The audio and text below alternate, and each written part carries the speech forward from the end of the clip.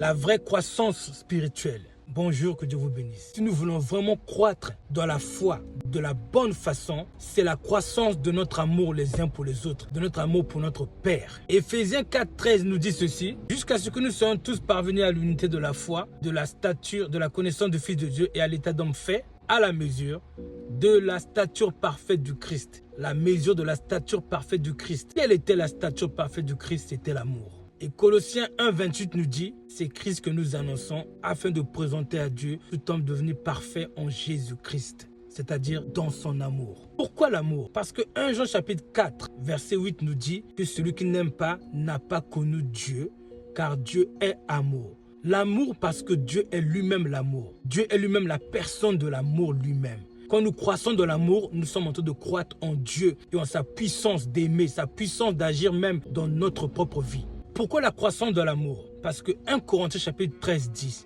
maintenant ces trois choses demeurent, la foi, l'espérance et l'amour.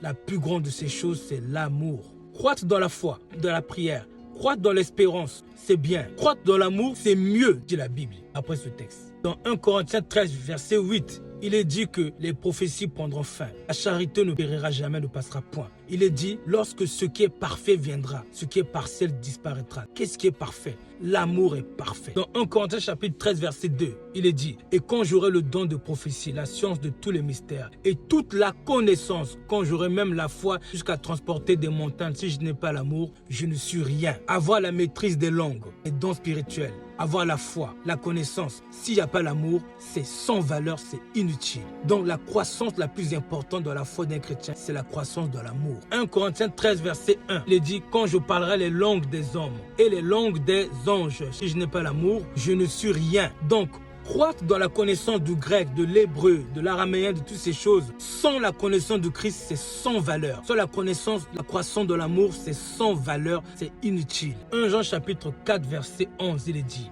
bien-aimés, si Dieu nous a ainsi aimés, nous devons aussi nous aimer les uns les autres. L'apôtre nous appelle à avoir l'amour à l'image de celle du Christ, de Dieu, à l'égard de celle de Dieu.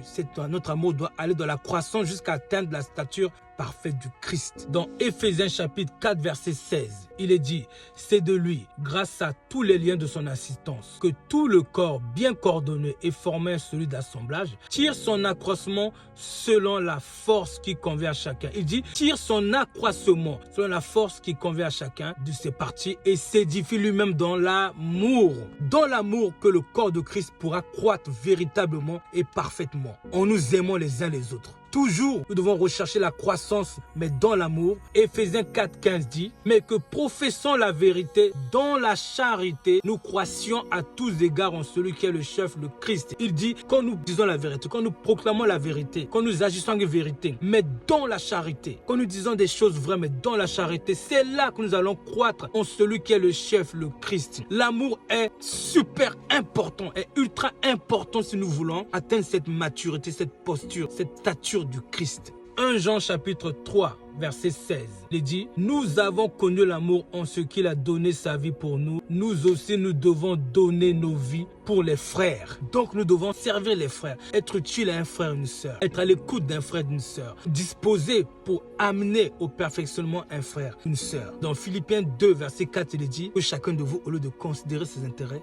considère aussi ceux des autres. Dans 1 Jean chapitre 3 verset 17, il est dit, si quelqu'un possède les biens du monde et que là voit son frère dans le besoin, lui ferme ses entrailles, comment l'amour de Dieu demeure en lui? Autrement dit, si Dieu est amour, comment Dieu demeure en lui? La croissance de l'amour, c'est la croissance de Dieu en nous. Ce texte dit que lorsque Dieu met devant nous des occasions pour faire du bien, pour être utile à quelqu'un, quand nous refusons de nous disposer, nous sommes en train de perdre l'amour, c'est-à-dire perdre de Dieu. La croissance spirituelle doit se faire dans le caractère principal de Dieu. Le caractère principal de Dieu, c'est l'amour. Serviteur de Dieu, nous savons ce qu'il nous reste à faire. Marcher dans l'amour et prêcher l'amour autant souvent que possible. Parce que l'amour édifie. 1 Corinthiens 8, 1.